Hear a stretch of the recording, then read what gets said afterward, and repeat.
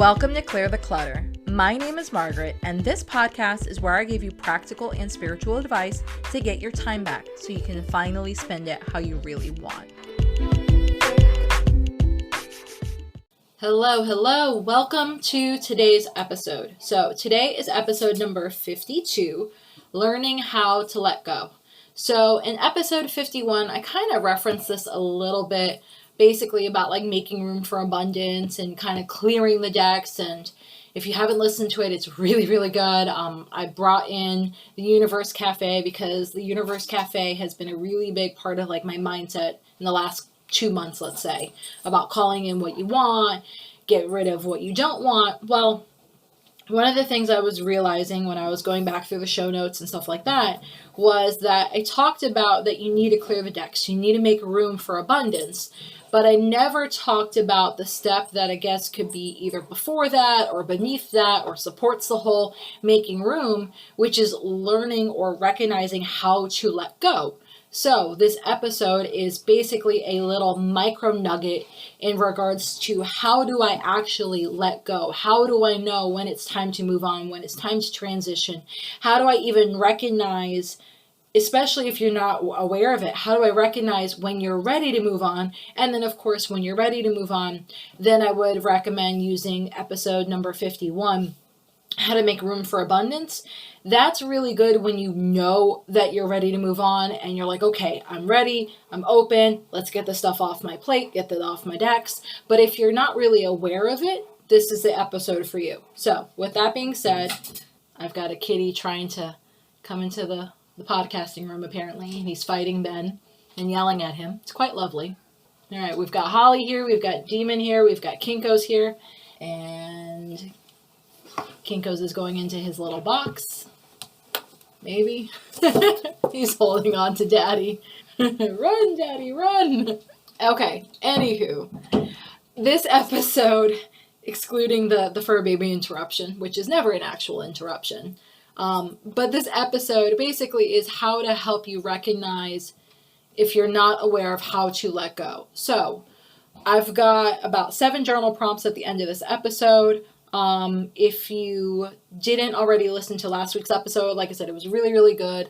A couple of things that I did too, which I did it at the end of this episode, but I'll kind of do it in the beginning before I really dive into the topic, is that I want to let you know I created a merch store. So it is in the infant stages of being a merch store, but I am super excited. I am going to be putting up journals. I'll be putting up different posters, tons of different cups, basically a bunch of different really cool, fun merch that you can use to not only support the store, but you can also use it to kind of sink in or use it as a shift. I've always used, and Ben can attest to this, I've always used like coffee mugs or journals, basically, because I talk about journals all the time. I've always used them as a way to kind of like set my mindset. So if I wanted to grow and kind of think bigger, I would either find something that anchored a thinking bigger mindset or a quote that really made me think big. So I'm actually really excited to go ahead and do the same thing on my side. So that's one thing I wanted to point out. And another thing I want to point out is I'm updating the show note links, and let me know what you guys think about this, because what I'm doing is I was looking at how the podcast showed up in a couple of different platforms. So iTunes, Stitcher, Spotify, Google. I was looking at how it showed up and I was like, oh, well, this link is really cool, but it kind of didn't give you access to like all of the other links. So I was doing a little digging, and I'm going to have an ADD moment, so bear with me, right? But I was doing a little digging on how other people use Linktree. And if you don't know what Linktree is a really cool free website, I should say, not software, that you can go ahead and use, and you can put all of your links in one spot, and it's a very clean link. So it's linktree.com/blah, blah, blah, right? And what I liked about it is you could go ahead and link all your links, which I've always done that. But what I didn't realize is a bunch of, according to Linktree, so let's say interbias a little bit here, right?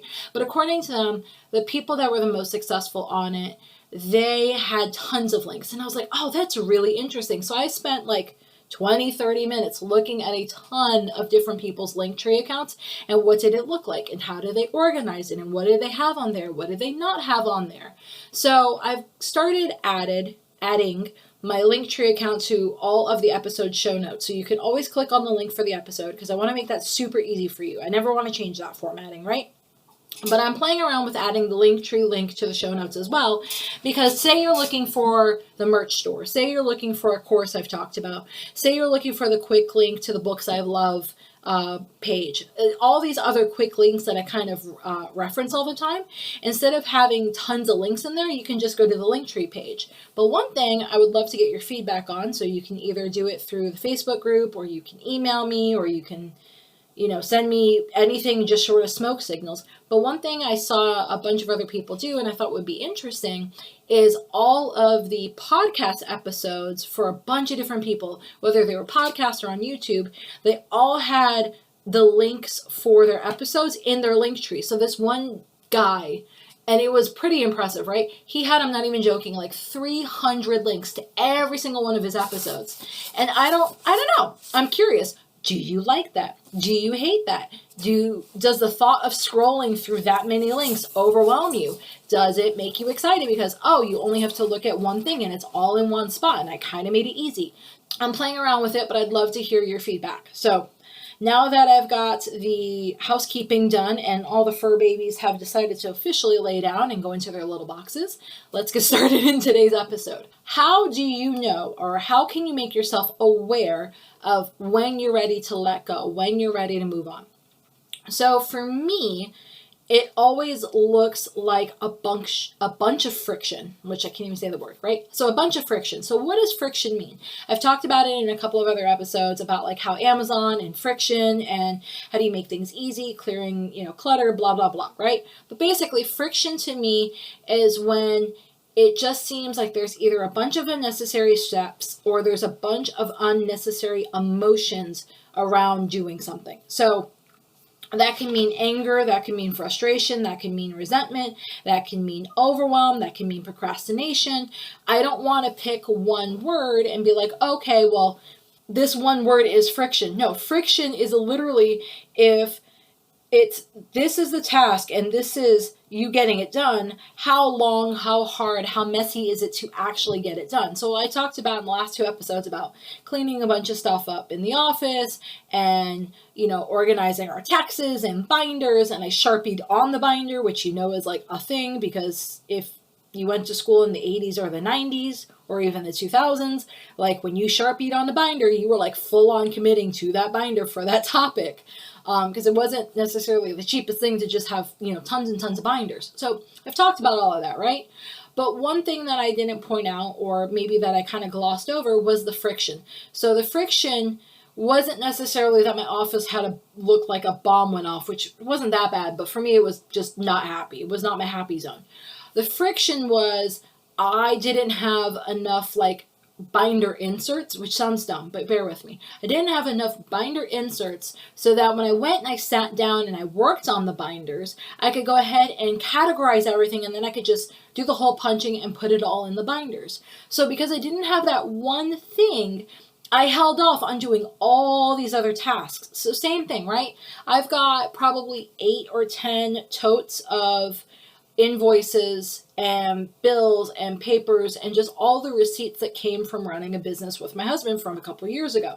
The friction for that, because I would love to go through and organize it not only by year, but to know what to keep and what not to keep. The friction in that example is I don't know what legally I have to keep and what I don't have to keep.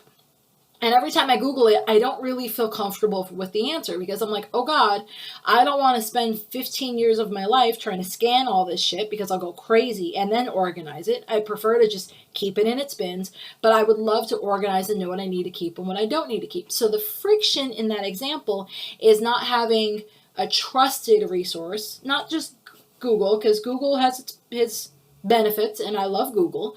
But at the same time, this is also why we have an accountant. So next meeting I have not only do I have that written down, but I have a couple of other questions of, okay, what do I have to keep? What can I get rid of? And what should I maybe digitize? So I know what is what. And then that way, the friction of getting all these boxes gone through and organized and sorted and whatever is taken out of the equation. So that's a couple of micro weird examples of friction, but I want to kind of focus a lot on friction in this episode, just because friction is going to be a very, think of it as a canary in the coal mine. So every time and I see this at work all the time. So every time I see someone doing a mistake, every time I see someone not upselling, cross-selling, or recommending something properly, every time there's maybe a customer that complains, every time there's just kind of like a kink in the workflow, is because there's friction. Now, friction, I have trained my brain for the past couple of years that every time there's friction, we either need to standardize it or we need to explain it. So there has to be a process as to why we do this, and maybe that takes out the friction of selling something, or how we do this, and that takes out the inconsistency of how we sell something or why we sell something. So for me, I've been so used to paying attention to friction that I'm constantly looking at different sources of friction in our life. So I'll give you another super relevant example of friction. Friction was Ben and I buying a deep freezer. And again, you're going to be like, how the freak does this relate to letting stuff go? Bear with me. I want you to really, really, really start paying attention and focusing to friction. So as I go through some examples, you can pull this in and you can start recognizing what you need to let go of. So back to the deep freezer. So Ben and I have been talking about getting a deep freezer basically right as COVID started, and we didn't, and there was this really smoking deal on not only deep freezers, but half cows in the deep freezers. I don't know if you know, we're not vegetarians, I have nothing against it, but blah, blah, blah. We're not even going into that, right? So there was a really smoking deal, you could get half a cow completely butchered, blah, blah, blah, plus a deep freezer for a smoking price. We didn't buy it. It's probably, no, I'm not even going to think of a number, but it's cheaper than obviously what I could do that for today, right? Because it was a year and a half ago. It was pre-COVID, everything going batshit crazy with pricing. So why didn't we do it? So the friction in that scenario, why did it take us a year and a half to get a deep freezer?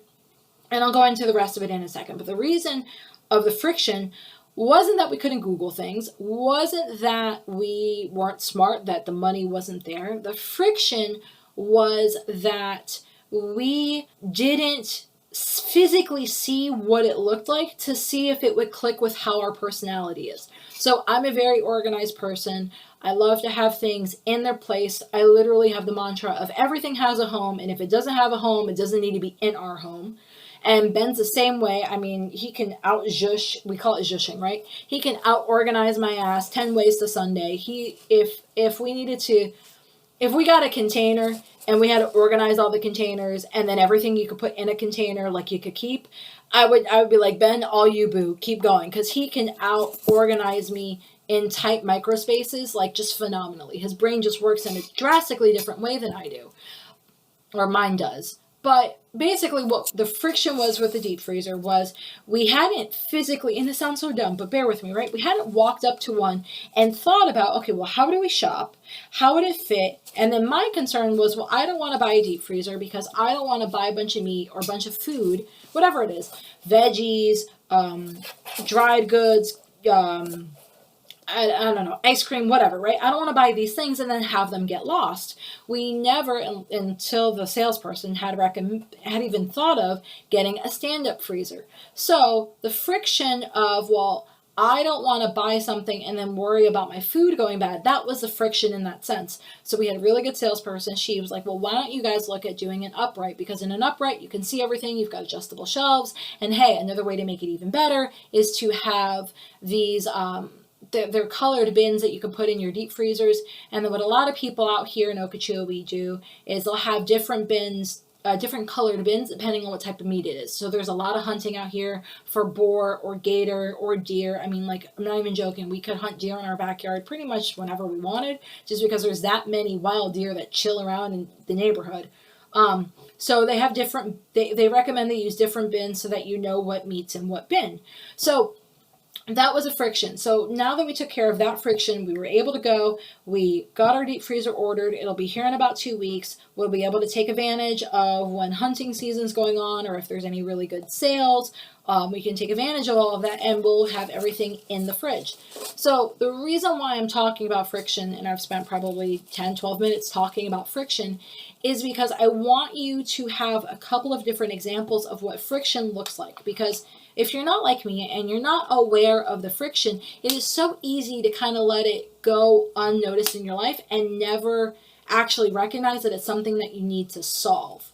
Having it as something to solve, sorry, I just took a drink of water really quickly. Basically, that means, or at least, I'm trying to figure out how to say it because this is something that I do so naturally that I kind of don't think about. But okay, let's do big picture, right? And I'm not saying that this is me, so just bear with me. Say you want to leave your job. And this is the only example that popped into my head that's a really big example, right? So say you want to leave your job, but you're frustrated and you don't know. How do you know that you want to necessarily leave your job? Well, most people would assume that they want to leave their job either because they want to get a job that makes more money, has more flexibility with their family life, or they just kind of hate their coworkers, or they hate the job and they don't want to do it anymore. Those are really big things. So those are very easy, super relatable things that pretty much everyone can identify with. Those 4 things that I just listed would be friction. And then obviously you have the item that it's related to, leaving your job. Basically, everything else is the same thing. When it comes to abundance, when it comes to manifesting, when it comes to taking all these thoughts and emotions and feelings that we have bouncing around inside of us like, ping pong balls, but they don't actually turn into action, that's friction. So what I would like you to do is I would like you to start paying attention to the friction so that you can know what to do with it. Obviously, in this episode, we're talking about letting things go because it makes sense. You can't keep doing all of these things. Sometimes friction is a really good thing. So I had friction and I didn't necessarily need to let go of things, but I needed to let go of the mindset that everything has to be in a perfect environment before I can get started. So I started without a perfect environment. For you, maybe that means that, I'm trying to think of something. So maybe that means that you've got, I'm trying to think of this like uber lofty, uber like, oh my God, that is the most perfect example ever. And I don't really have the most perfect example ever today. So let's just run with the non-perfect examples. So let's say you're wanting to start a business because that's something I love to talk about. Business, money, starting a business, building a business. Say you're wanting to start a business, right? But you've got an idea, but you don't know how to get started. Or maybe you do know how to get started, but it's not actually turning into something. So friction would be, what are the things that are preventing you from starting your business? So maybe that means that you don't have a structure, that you know what to follow, aka you don't know what the fuck you're doing, or you don't know what to do, or maybe you have a very bad system of following up with customers, or maybe you don't have anything from someone to buy something from you, or maybe let's go with money, right? So say in the past you've been really laissez-faire, lackadaisical around money. Maybe it is because you are trying to, do something that you don't want to do, or maybe you, like me, you hate doing your fucking taxes. So instead of doing your taxes on time or paying someone, you go and you just procrastinate. All those little things of friction, I want you to identify them, because the whole point of this, and the reason why I've spent 18 bumbling minutes talking about friction, is not because this episode's about friction. It's not. Friction is your canary in the coal mine. Friction is what you need to recognize so that you can realize that you're sabotaging your own growth. Boom. That's the mic drop of the episode. Every time you ignore friction, every time you ignore friction, it is a way that you're sabotaging your own growth. It is a way that you're silencing yourself. So I've talked about the TV show Lie to Me. I'm obsessed with it. It talks about like micro expressions and facial expressions and body language. Like, when you see, and you'll never be able to not see this now, but like when you see people having a conversation and then they do a bunch of swallowing in the conversation, there's 2 reasons why. They either don't trust their words, or they're swallowing their words because they don't feel that, in whatever reason why, it's safe to say those words out loud. So basically you're sabotaging yourself. Friction is the same shit. Every time you don't file your taxes on time and you dick off and now you have a penalty or you have this or you have that, is because you had friction and you were like, well, if I figure it out next week, it'll be okay. If I figure it out next week, it'll be okay. When in reality, maybe the whole point of the friction was you need to recognize that, hey, you're not an expert at doing taxes. It's okay to pay someone, or maybe it's okay to pay a TurboTax. So I've never necessarily been a proponent of you just have to pay someone to take care of something for you.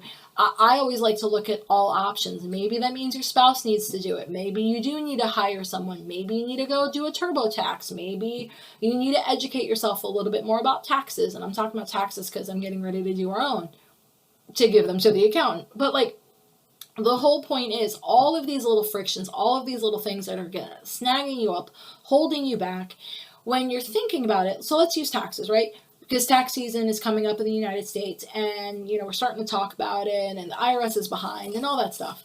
So that would be a really, really easy thing to do, to focus on taxes, to be like, oh, I have to learn all these things. It's going to take me forever to get all my receipts together. It's going to be so hard. And you think about and you multiply all these little frictions in the back of your brain. Oh, it's going to take me hours to do this, and I have to do that, and I have to get all these documents, and oh, it's going to be so hard, and blah, blah, blah, and I can't trust anyone to do my own taxes, or whatever the gremlins are talking to you, right? So hear me out. The bigger picture would be, obviously you're not getting your taxes done on time because there's all this friction into even getting started on your taxes. But the even bigger picture, the 50-foot, 1,000-foot, 10,000-foot overview is by focusing on these fucking taxes, by not trusting yourself to either learn how to get more comfortable with it, organize your shit better, or just pay someone to do all of this. By not focusing on any of that, what have you done? You have lost valuable fucking time.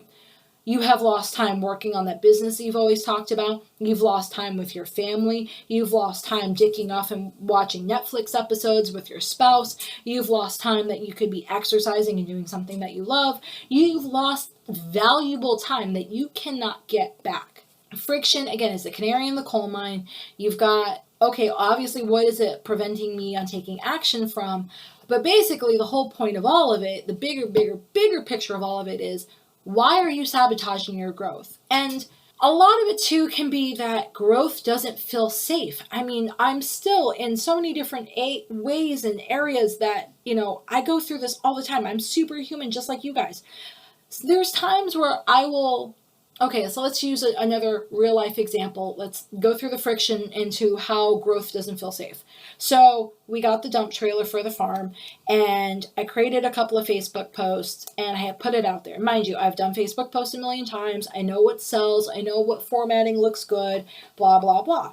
Well, I created these posts, and I was like, well, let me do a couple beta posts and beta tests to see what Facebook allows, what Marketplace allows, what looks good, what doesn't, what gets engagement, what doesn't. So I had a handful of different variations of beta tests. I would put something up, and, well, first off, I didn't put it up for a very long time, aka a handful of weeks, because I didn't know what to write. So instead of sitting down on my computer, taking 10, 15 minutes to look at other examples of what people did, what I liked, what I didn't like, and then to create my own, I used the friction of, well, I don't know what to write. So that was friction number one. So once I got over that friction and I figured out, well, let's go ahead and write X, Y, and Z, I got it up there. And then friction number two was, well, this is going to be so overwhelming and so hard. So that second set of friction is what prevented us from growing, what slowed down the process of people reaching out to us and getting quotes out and working with customers and bringing in extra income to, again, hit that goal of double our income this year. So I had this mindset, and it still creeps up on me, and I probably will creep on me in different areas of my life until the day I die. But, I had this mindset that, oh my God, if I do the most perfect post ever in Florida, in my part of Florida, about using a dump trailer for rock and mulch and all these things, right? If I do the most perfect post ever, I'm going to have all of this business. Ben's going to have all of this business. We're not going to be able to handle it. So let me go ahead and sabotage it because I don't know how to handle explosive growth. Which is not fucking true at all. You know, instead of thinking, oh my God, let me focus, let me get everything out there. There's going to be a handful of questions basically that everyone's going to ask over and over again. We've got these days that we could do this. We've got these days we could do that. We've got blah, blah, blah. We've got all these resources and options and support, whether it's the two of us or scheduling or Google Calendars or whatever, right? We have all of these plethora of things that could be support. So instead of recognizing that that was the mindset I should have, it was the mindset of, oh my God, this is going to be overwhelming. Oh my God, this might be too much. Oh my God, I can't handle this next level of growth. So let me sabotage, let me add friction, and let me, and then that snowballed back to, let me not even post on Facebook because I might not be able to handle the growth. So all of this goes back to the underlying basis of all of this is you're afraid that you can't handle the growth. You're afraid you can't handle the joy. You are afraid you will not be able to handle the free time. You are afraid that and this is a really big American culture thing. So if what I'm telling you doesn't necessarily jive with your culture, then just bear with me a little bit. So enter your own cultural, issues, whatever you want to call it, enter those here. But, it's one of those things that, like, in America, particularly, or even in first world countries that are very aggressive, right? You have this mindset that it's going to be hard. You can't have all this downtime. You have to work, or if you didn't work, you didn't earn it. It can't be easy. Easy can't be good. And if something is good, then you're doing something wrong. If something is easy, you're doing something wrong. If something scales really, really fast, well, then you couldn't have just done it right. It had to have been because of the algorithm. It had to have been because you were an influencer. It had to have been because of X, Y, and Z here. So we've created all of these different bullshit constructs as to why it's not safe to grow, or maybe it's not safe to grow at a really big level. So Amanda Frances, one of the girls that I love, and I followed her work forever, I've talked about her a lot. She believed that it was super easy and safe to grow her income, hence why she became a multimillionaire in her, I think she was like 30, 31, and I was like, Jesus. But she had sabotaged her personal life, and she's talked about this. She sabotaged her personal life because she felt that it was safe to grow her money, safe to grow her income, but she didn't feel safe at the same time to grow her love life. Well, I've been the opposite.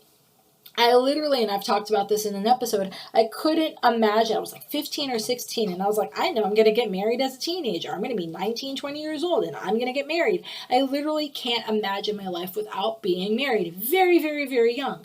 And of course, that's what happened. So where I couldn't imagine one thing, Amanda, in this example, couldn't imagine something else. And so we both self-sabotaged. There's so many things that I could have done differently. I could have monetized things. I could have sold different packages. I could have been the website person of Pasco in Florida when we used to live over there. Like, there's all these little things that I could have done.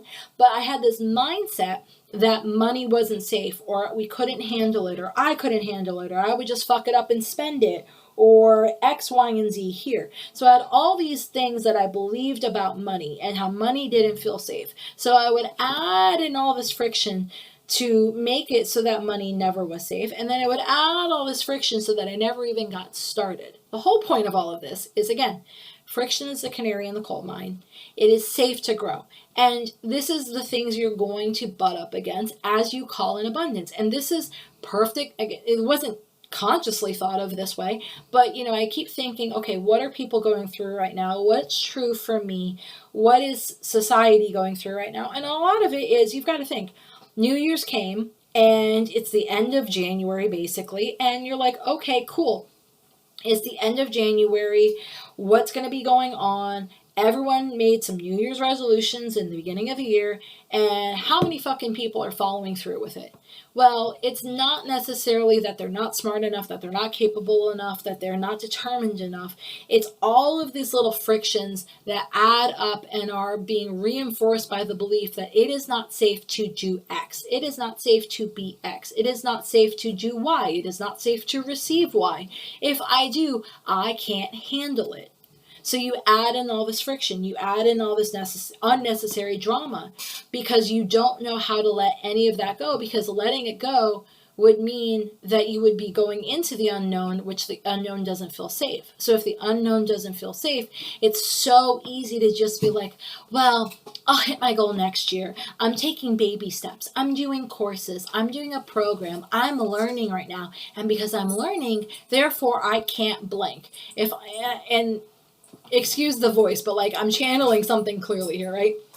So some people have this mindset that, well, if they're in learning mode, they can't make money. If they're in learning mode, they can't profit. If they're in learning mode, that means it has to be hard. If they're in learning mode, that means it has to take a very long time. So whenever I talk about time frames, I get really hesitant about it because I don't want to anchor any type of time frame in your head and be like, oh, if you're going to start a business, it's going to take this much time, because that's not true. For me, certain things have taken a very long time because I just wasn't ready, or I wasn't open to it, or I didn't even find it enjoyable. Other things have come so easily and have come so fast because I was like, well, of course they're going to come fast. Again, let's go back to that marriage thing.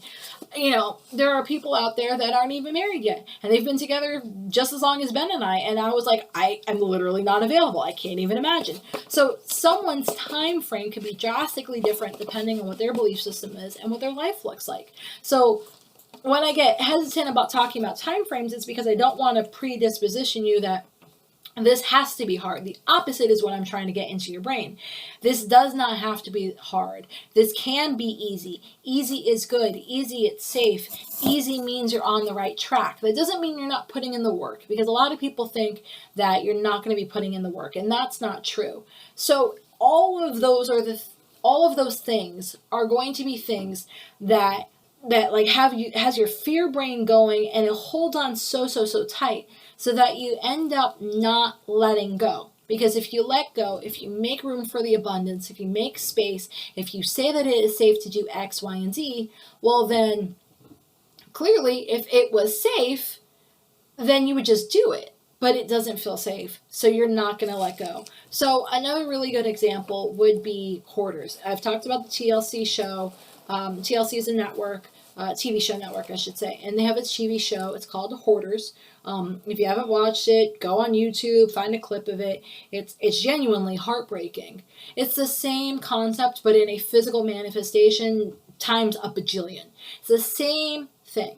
So the same thing that you and I are doing when we're creating all this unnecessary friction in our life, when we're self-sabotaging, when we say we're going to go on the diet, but we buy 19 bajillion pounds of chocolate, it's the same thing. To get what we actually want, to get what we actually desire, we don't feel safe. We feel like it's going to be too hard, it's going to be too complicated, it's not sustainable, we're not made for it. Oh, other people can do that, but not me. So because we don't feel that it's safe, we never actually let go of anything. And because we never let go of anything, we're going to literally manifest, create, self-sabotage, all of this friction, because if we don't, then we have no excuse to grow. We have no excuse to not feel safe and go after the things we want and desire.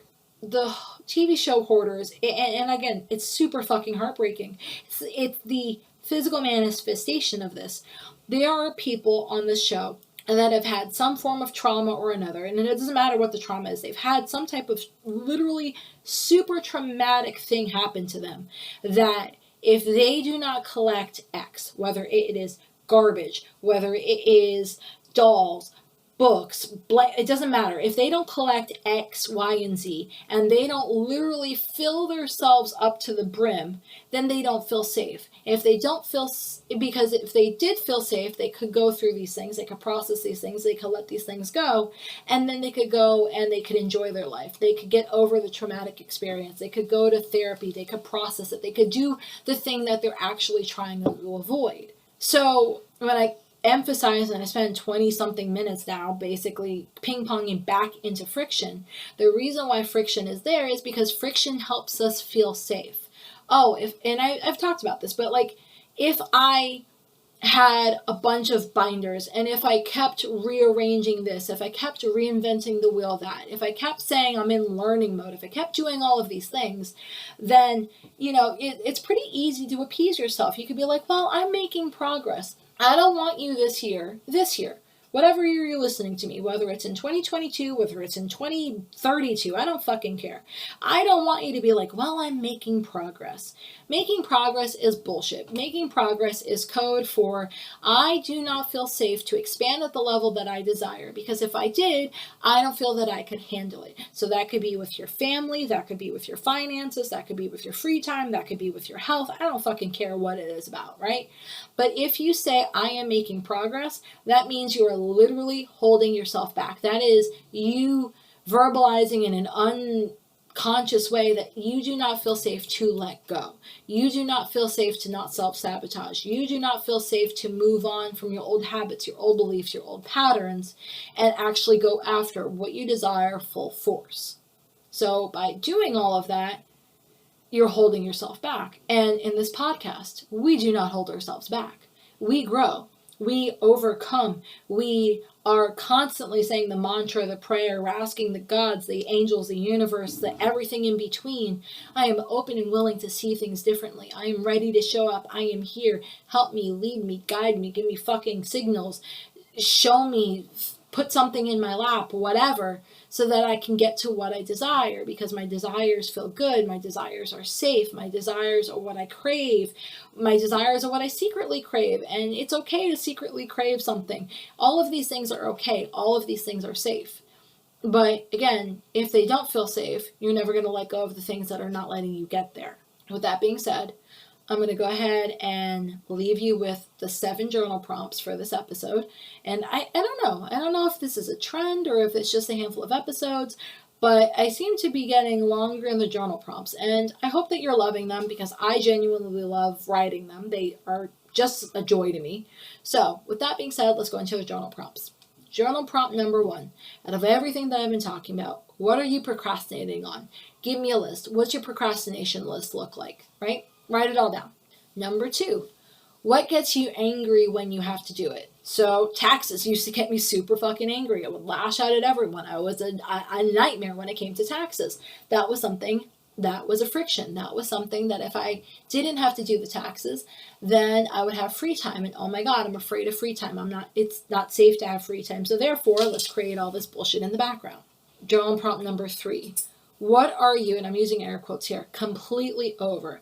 I am, and I'm going to make up something silly, right? But like, I am so over doing dishes by hand. I am so fucking over every single night washing dishes by hand and taking the 20 fucking minutes to do the damn dishes, because I am just so over this shit. If I never did a dish again a day in my life, I would be happy.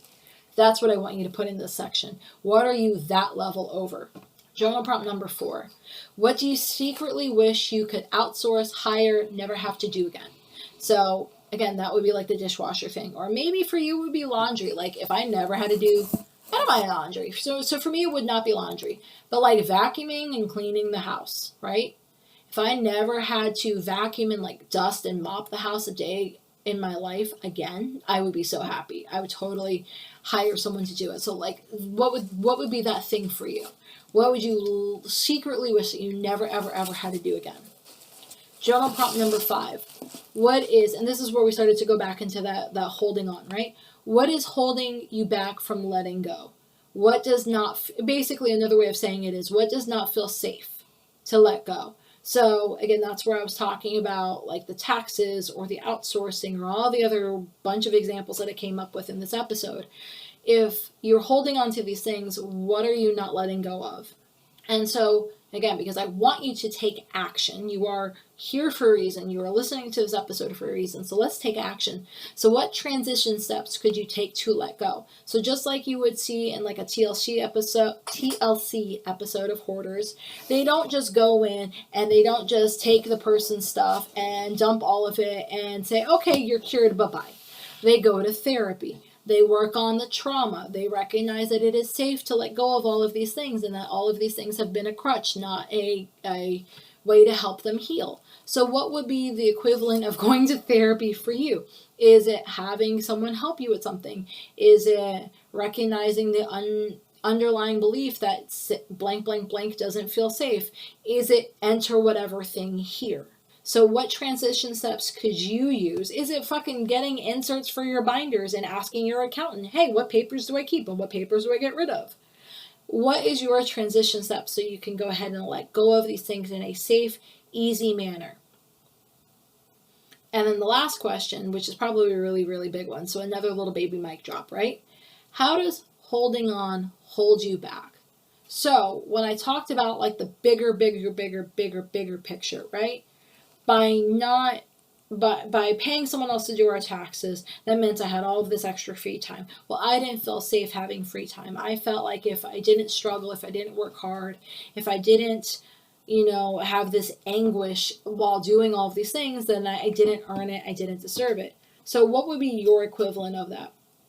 How does holding on to this thing, how does staying small, how does not walking into abundance, not believing in yourself, not, manifesting as fastly as you want, not creating what you want, or even getting the results that you want, how is that holding you back, and how is that keeping you small, and how is that keeping you unsafe?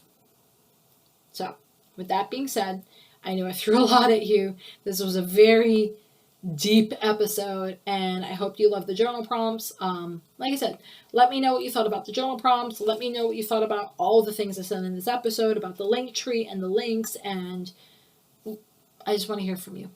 All right. I love you. Have a great day. And I want to say that depending on when you're hearing this, it might be my birthday. So if it is my birthday, then I have a birthday sale going on. So definitely check out the birthday sale. So, love you. I'm being secretive for a reason. Click on the links. Bye. Have a burning question for me? Want that link I was talking about? Get access to all the resources and links that were mentioned in this episode and others over at margaretstevens.co. And if you haven't, don't forget to sign up for my VIP list where I share special bonuses, pre-launch coupon codes, and advice I don't share anywhere else. Thanks for listening.